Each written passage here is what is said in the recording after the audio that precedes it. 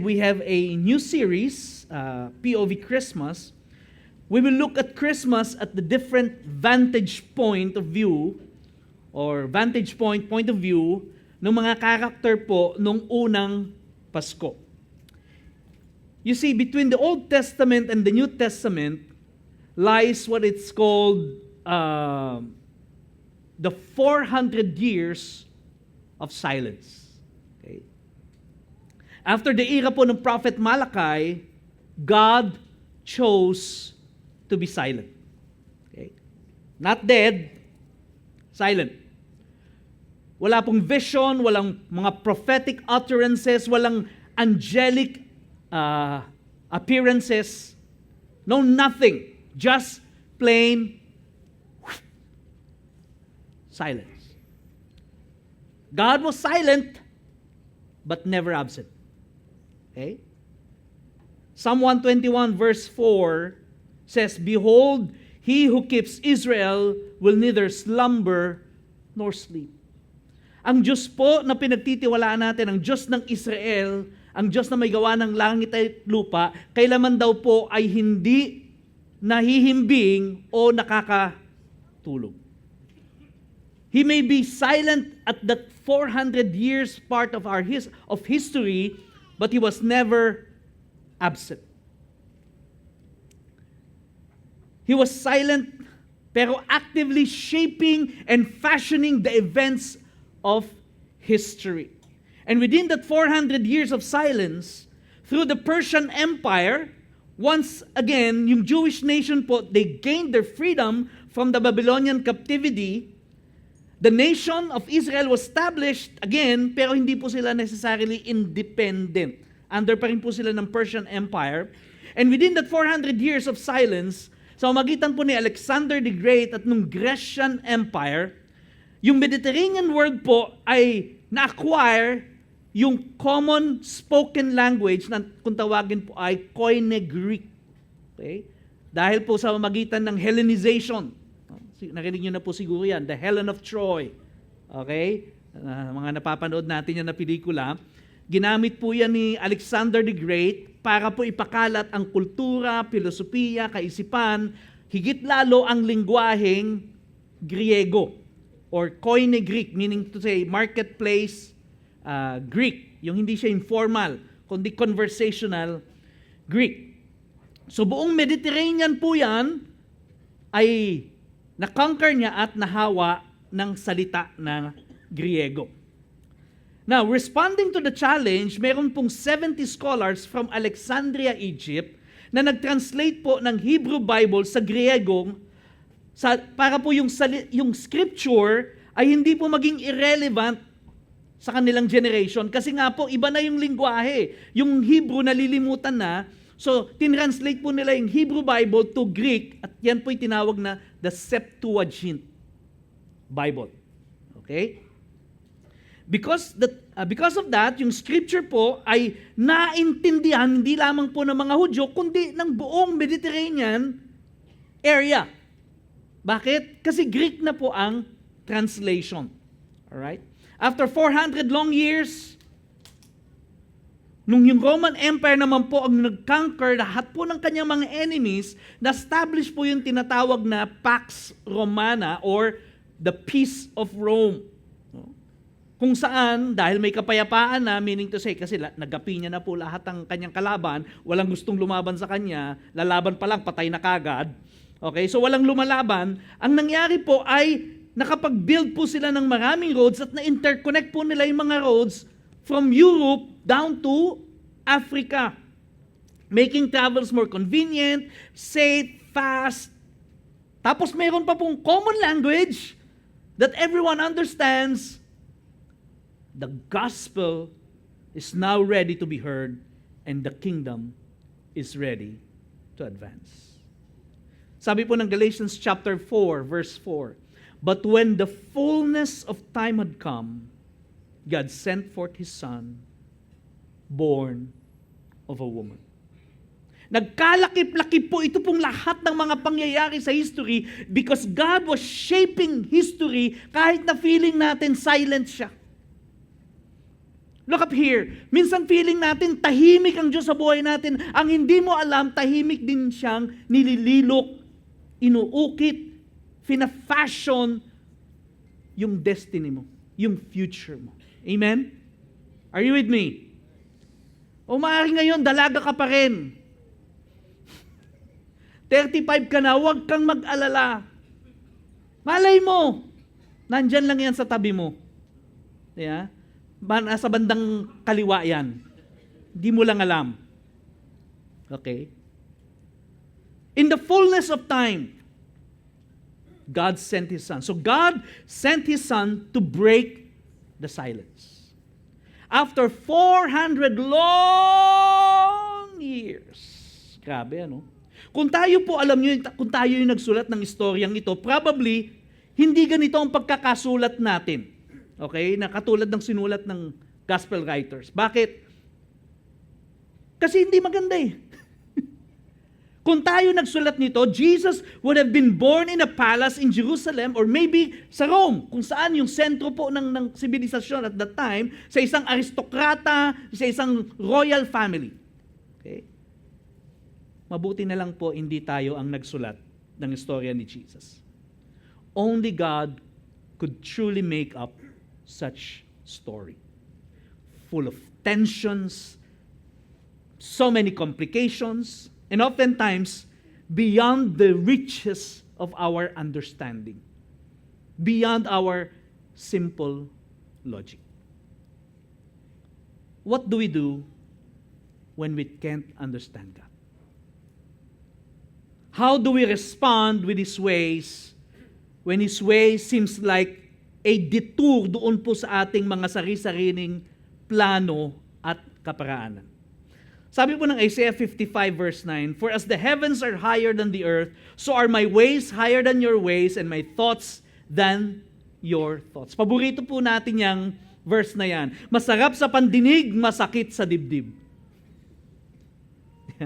Ang kaparaanan mo, hindi kaparaanan ko. Parang, wow! Pero pag nandun ka ng actual, ang gusto mo, yung kaparaanan mo, hindi kaparaanan ni Lord. At pag nasusunod yung kaparaanan ni Lord, ang sakit-sakit. You have invested so much in the relationship only for God to tell you, give it up. You're up for a promotion, 2 buwan na lang, 3 buwan na lang, mapopromote ka na dun sa posisyon na gusto mo nung sabihin sa'yo ni Lord, I want you to resign and serve me in the ministry. You have failed again and again, na halos natuyo na ang luha sa iyong mga mata. Kahit pigain pa yung mata mo, wala nang lalabas. So you finally decided to give up. 5 taon na ako naghihintay ng anak, wala pa rin akong anak. Habang lahat ng kaklase ko, pag nagre-reunion kami, dala-dala mga anak, ako wala. Lahat sila promoted, ako dun pa rin. Level 1 pa rin. Nagka-boyfriend na break.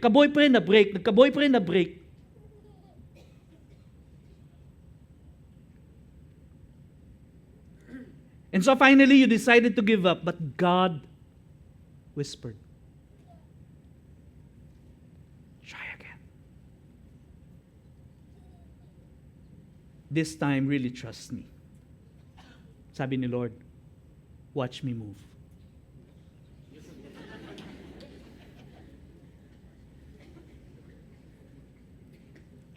What do we do when God doesn't make sense? What do we do when we can't understand the ways of God? Doon po sa Christmas story sa Bible, there were these 2 similar stories of pronouncement but met with 2 contrasting responses. Titingnan po natin yung vantage point ni Mary nung natanggap po niya yung pronouncement ng kanyang pagbubuntis by the Spirit, and then juxtapose it or place it side by side with that of Zechariah nung in-announce po ni Angel Gabriel. Okay? Sabihin na natin medyo mahaba yung Gabriel. Gab na lang si Gab. No? Si Angel Gab, he heralded the pregnancy of his wife, Elizabeth. Two stories of angelic pronouncement, two different person, two contrasting responses. Bago po natin tingnan yung mga pagkakaiba nila, I wish to show you yung commonality po ng dalawang storya. First, Mary, the mother of Jesus, and Zechariah, the father of John the Baptist, were both Jewish. Second, both stories are part ng unang Christmas story. Third, both pronouncement involved an angel. The same angel actually, si Angel Gab. Okay. Fourth, both pronouncement were unconditional. Sabihin nyo nga po, unconditional. Mafulfill yung pronouncement na yon no matter what. The train has left the station, ika nga. Fifth, both of the main characters had a question. And that's the start of the differences of these two stories. The first story belonged to that of Zechariah. So tawagan natin siyang si Zach. Okay, si Zach. And of course, his wife Elizabeth. The Bible described them in Luke 1 verse 7 as this. But they had no child because Elizabeth was barren. Can you feel the pain? Yung description pa lang, masakit na eh. And both were advanced in years. They were old enough to make pregnancy impossible and nothing short of a miracle. So let's say mga above 50s na sila. Baka nga higit pa. On the other hand, Mary, by the way, si Mary po, hindi white. Siya po isang Middle Eastern Jewish, kaya po siya isang brown. Hindi po gaya ng mga nakikita natin sa mga picture, para bang Swedish, British, Australian, white person, American. Hindi po. Okay? Parang ganyan po yan. Brown. Tingnan mo yung katabi mo. Parang ikaw lang. Yan. Brown din. Yan. Okay? Mary was a young teenage girl about 15 to 16 years old, betrothed to be married with a carpenter named Joseph. Now, please bear in mind na ito pong pagiging 16, 15 years old na mag-aasawa, norm po sa kanila yan. Okay? Hindi po yan child abuse or corruption of minor. Yan po yung normal sa kanila. Okay? Sa atin yan, ang normal, 36, 35.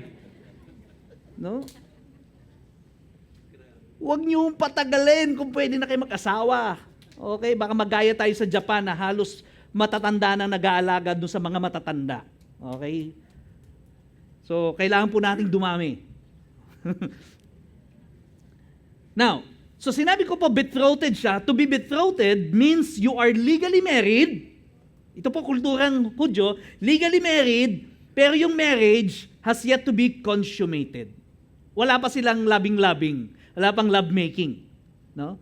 Legally married pa lang sila. And when the angel Gab appeared to our two main characters, okay, both have almost similar questions. Halos magkatulad yung tanong nila. But the angelic herald also had two contrasting response. The couple Zach and Elizabeth, wala silang anak. For some couples na narito po, especially yung mga medyo batang henerasyon natin, usually yan ang goal nila. Alin? Yung walang anak. Okay na yung fur baby. Basta merong pusa, merong aso, okay na. No? Naka-stroller din naman.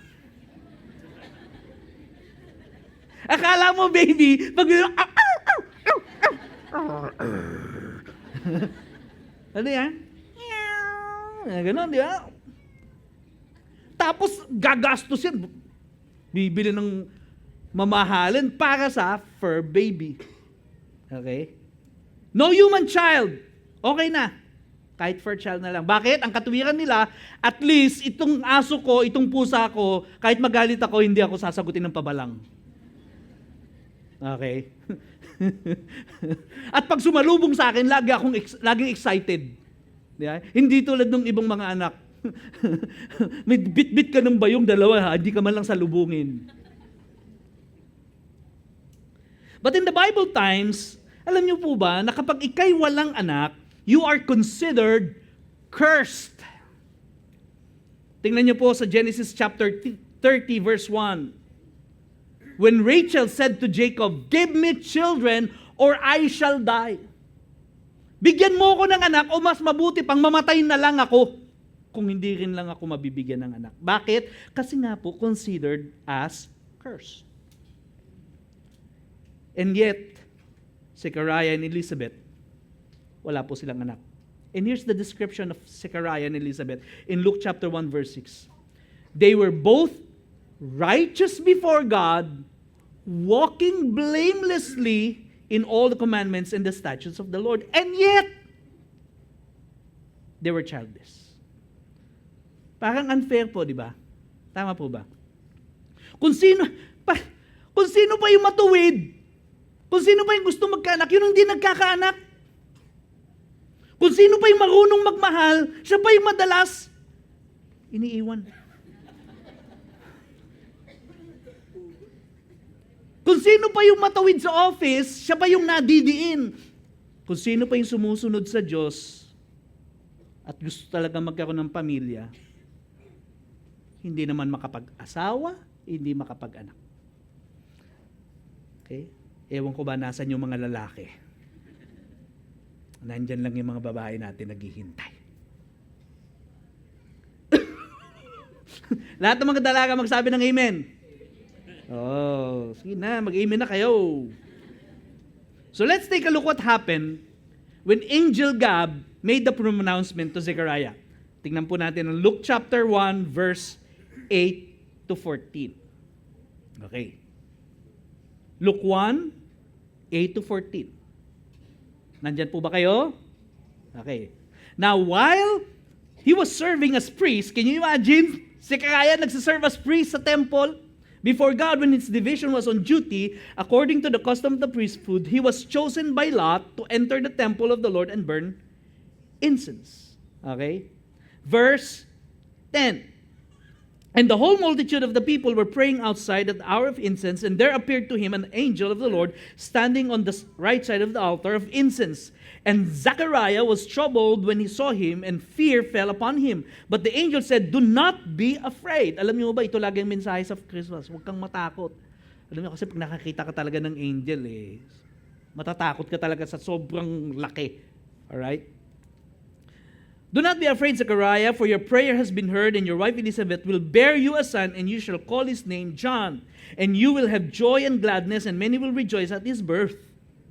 So, ang ganda ng balita. Pagdating po sa verse 18, tingnan natin ang verse 18 to 20, ito po ang nangyari. And Zechariah said to the angel, "How shall I know this?" Okay? "For I am an old man, and my wife is advanced in years." Totoo naman. And the angel answered, pakinggan nyo pakinggan nyo mabuti, basahin natin mabuti. And the angel answered him, "I am Gabriel." No? Nilalagyan ko lang po ng tono kasi walang tono . Baka medyo may imagine natin. Sabi niya, "I am Gabriel." Hindi yan tulad ng tono nung narinig natin, "I am sorry." Hindi ganyan. Okay?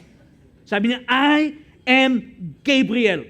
I stand in the presence of God, and I was sent to speak to you and to bring you good news. And behold, you will be silent and unable to speak until the day that these things take place." Bakit?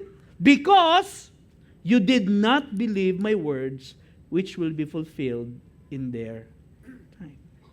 Grabe naman, nangyari. Bakit naging pinipi ni Gabriel si Zach hanggang sa may ipanganak si John? Ang tagal naman. May mali ba dun sa question niya? Now, tingnan naman natin yung question ni Mary. Ito yung question ni Mary. Verse 34 ng ating text. "And Mary said to the angel, How will this be since I am a virgin?" Basta magkatunog naman yung tanong Yeah? Tingnan natin ulit yung question ni Zechariah. Okay. How shall I know this? For I am an old man and my wife is advanced in years. Almost the same, but Angel Gab had different responses to the two. So anong pagkakaiba? Well, Mary was seeking clarity. Zach was seeking surety. Si Mary po was a typical woman. Parang misis ko lang. Okay? Nag-a-ask ng details. May asawa ba kayong ask ng detail? Yeah? Mga husband, tulungan niyo naman ako dito. Mag-iimin naman kayo. Yeah, ganyan babae, typical. Nag-a-ask ng details. Sabi niya, paano po ba mangyayari to? Kasi berehen po ako Sabi niya. Pero si Zach, he was asking for insurance. Gusto niyang makatiyak. Ayaw niya nang umasa sa wala. Zechariah was blinded by his pain of childlessness. His doubt well up from the years of not having a child in spite of naglilingkod siya sa Diyos. You see, mga kapatid, listen carefully. Our pains, our frustrations, past traumas, unfulfilled dreams can hinder us from trusting God. When what we are facing are beyond our understanding. When things seems like it doesn't make sense. Nahihinder tayo. Ang nakikita natin yung pain, yung suffering, traumas natin, etc. That's why we doubt God. Mary's answer was an indication of trust. Sabi ng verse 38, sabi niya, and Mary said, behold, I am the servant of the Lord. Let it be, let it be, let it be. Di ba? Galing kumanta ni Mary, di ba? At least hindi niya kinantay, Hey Jude. Sabi niya, let it be according to your word. The angel departed. In the natural, Gabriel's word, sa totoo lang po, it doesn't make sense. But because the history of Israel is tattered by the impossible making possible, miracles are littered all over the scriptures. Kaya na, kahit parang hindi nagme-make sense yung sinasabi niyang, you will have a child, kahit na virgin ka, kay Mary, sanay naman siya sa mga imposible. Nakasulat kasi sa Bible nila, sa history na po, imposible, naging imposible. Kaya sabi niya, okay, let it be. Let it be. Let it be. Yeah. Mary decided to trust, to believe, to hope. That one day she will indeed be blessed to give birth and to mother the Son of God. But Zechariah's question was very indicative of his pain and disbelief. Tingnan po natin yung verse 19, Luke chapter 1, 19 and 20.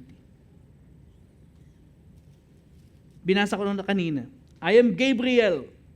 I stand in the presence of God and I went to speak to you and bringing you this good news. Behold, you will be silent and unable to speak until the day of these things to take place because you did not believe my words.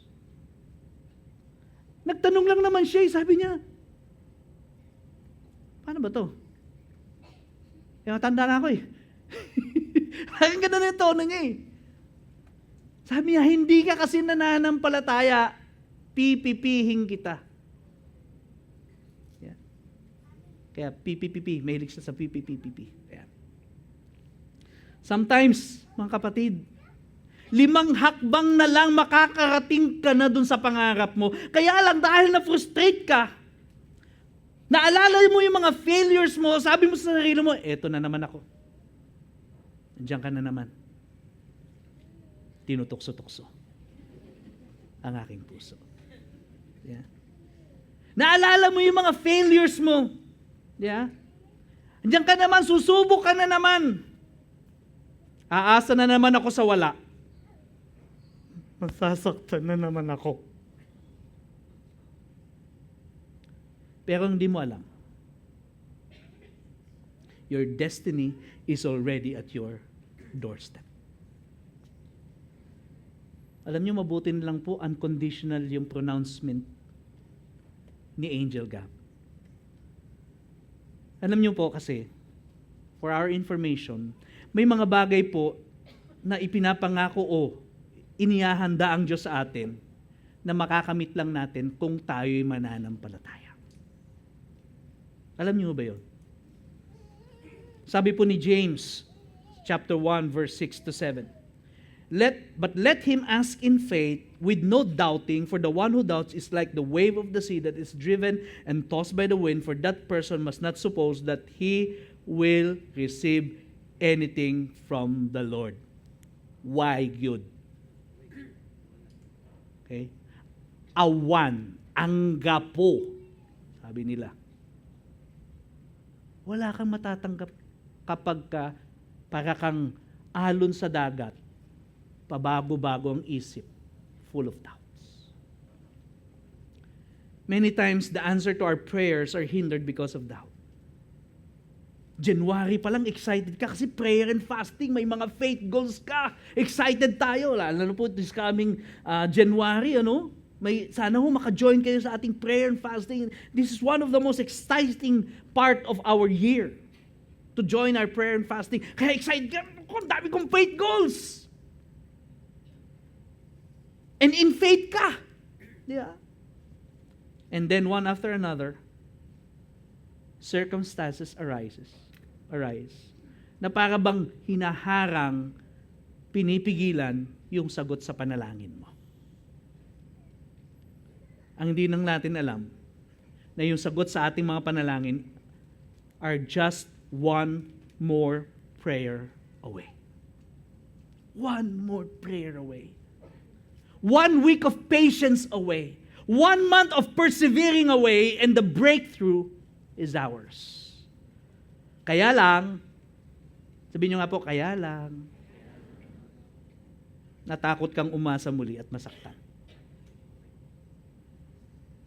And so you doubt, you give up, you stop and walk away, and so your sky above is now an opalite.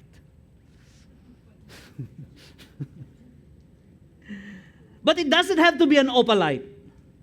The very reason bakit po merong first Christmas is to make our lives from being opalite to crystal clear like life. Ayan po ang opalite. Ito. Crystal yan. Minsan parang tingin natin, ang labo-labo ng future ko. Hindi. Ang plano ni Lord, maging crystal clear ang iyong buhay. Crystal clear purpose, crystal clear destiny, and most of all, crystal clear Lord and God to serve. Malinaw kung sino ang Panginoon mo. Hindi ka namamangka sa dalawang ilog. Thank God that the story of Zechariah with the angel Gab was not the end of the story of Christmas. Thank God na si Zechariah po did not dominate the Christmas story. Zechariah did not dominate Luke chapter 1. Luke 1 was dominated by 2 songs. Sabihin nyo nga po 2 songs. Hindi po yun yung Let It Be. 2 songs of our 2 characters. A song of worship of Mary, sabi po sa verse 46 to 48, and Mary said, "My soul magnifies the Lord, and my spirit rejoices in God my Savior. For He has looked on the humble estate of His servant. For behold, from now on, all generations will call me blessed. And on and on and on. This song, popularly called the Magnificat, or to magnify the Lord. Okay. Para maintindihan po natin yung salitang magnify, I want us to imagine, hindi po yung magnifying glass o kaya microscope, na kung saan yung maliit, pilit mong pinalalaki para makita mo yung detalye. Gusto pong imagine ninyo ay isang giant telescope. Okay? At itutok mo yan sa isang napakagandang planeta katulad ng planetang Saturn, at nang makita mo yung malayong malayo na halos hindi mo makita, all of a sudden, it becomes real, it becomes up close and personal. Kita mo ang detalye at sabi mo, wow! You are amazed, awed by God. Kaya nung sinabi niya, oh, my soul magnifies the Lord, what Mary was saying, I want to look at God, kasi medyo malayo siya, but when I magnify Him, I see who He really is, and said, wow, how blessed I am. Sometimes ang tingin natin kay Lord, ganyan lang. At ang feeling natin si Lord, He's just watching from a distance. But if you will magnify Him, just like how Mary did it, sabi niya, I'm blessed because He did this, because He is this, He is that, He is this, He is that. And that's what we need to do, mga kapatid, to see our situation in the eyes of Mary, the POV of Mary. To see God for who He really is. That we may learn how to count our blessings, to remind ourselves of all the things that God did for you and for me. To be awed, to be amazed how big God truly is and how small our situation is. Zechariah's song, on the other hand, was a song of praise to God and prophecy to his son John, commonly called the Benedictus. Wala po akong luxury of time na basahin pa po yung kanta ni Zach, kasi gusto na po akong pahintuin itong assistant ko dito. Obedient naman po ako. But basahin nyo na lang po sa inyong sariling panahon yung awit po ni Zechariah. Mga kapatid, these two songs proclaim God's faithfulness in accomplishing His covenant promises sa magitan po ng kapanganakan ng ating Panginoong Hesus, na nagre-result po sa salvation, justice, and even great reversal of worldly power. Ini-elevate po yung humble and nire-rescue po yung kanyang mga tao mula po sa kanyang mga kaaway. Both songs praise God's sovereign work in history, accentuating His mercy for the poor, prophesying the coming of God's kingdom through the miracles of the birth of Jesus and John the Baptist. That's what Mary's and Zechariah's story of Christmas are about. You see, yung angelic pronouncement po kay Mary is the initial breaking of God's silence. Okay? Initial lang po. Sarado, nakapinid ang pintuan ng langit, hindi makalabas ang tinig ng Diyos. But the initial announcement was the initial breaking of that silence. No wonder Mary called herself blessed. But for the next 30 years, God would still be mummed, silent, until God cracks open what He started with Mary. The angelic pronouncement was a whisper. Pagkatapos po, tuluyan na pong kinrack open ni Lord yung 4 centuries of silence with a shout in the wilderness to prepare the way of the Messiah. And so John the Baptist came shouting, repent, for the kingdom of God is at hand. And that is the official end of the 400 years of silence of God.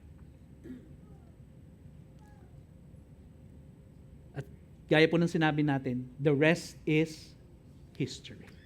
But for Mary, she has the privilege of experiencing yung initial grace of God. The initial blessing that spread to the world for millennium after millennium after millennium. As I end, here's I want you to take away for this sermon. First, kung ikaw ay nag-iisang mananampalataya sa pamilya mo, I want you to know that you are God's initial blessing to your family and lineage. Amen? Ulitin ko. Kung nag-iisa ka pa lang na born again sa pamilya mo, ikaw na yung initial blessing dyan sa pamilya mo at sa lahi mo. Through you, the blessing of salvation will flow. Amen? Niniwala kayo doon? Panampalatayaan mo, ipanalangin mo yan. Just say to God, Lord, here I am. Use me. Lord, let it be according to your word, according to your will and purpose. Magnify the Lord. Maaring pagtawanan ka, kainisan ka, itakwil ka. But keep believing that generations will call you blessed simply because you're willing to obey and be used as a vessel of God, just like Mary. Don't stay silent. Shout it out. And shout it out loud to all who will listen and even to those who will not listen. Trust God na siya po yung magdidilig ng mga punla ng salita ng Diyos na ibinahagi mo sa kanila. Especially this Christmas season, kung saan magkikita-kita na naman ang mga pamilya, magre-reunion. Second, this Christmas, let's not take the point of views of the world about Christmas. Masyado pong materialistic, humanistic, self-promoting, pleasure-seeking ang pananaw po ng mundo. As if Christmas is the most awaited holiday because of its being the longest holiday of the year. Excited, Pasko na, mahaba ang bakasyon. Hinihintay magpasko. Dahil finally, makakabiyaya ko. Finally, makapunta akong Boracay.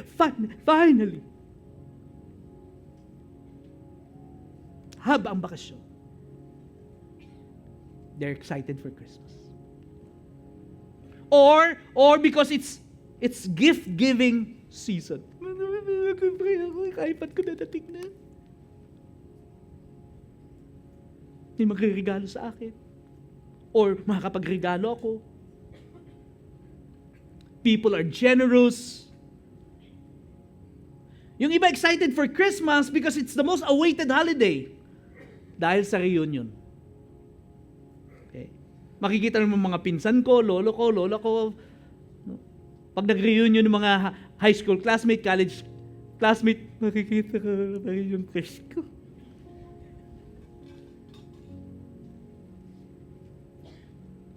Christmas parties everywhere. That's their excitement for Christmas. But let us take the POV or the vantage point of Mary. Christmas is about God's faithfulness and sovereignty. It is about God's mercy in choosing you and me for His high purpose of bringing Jesus to this dying world. Amen.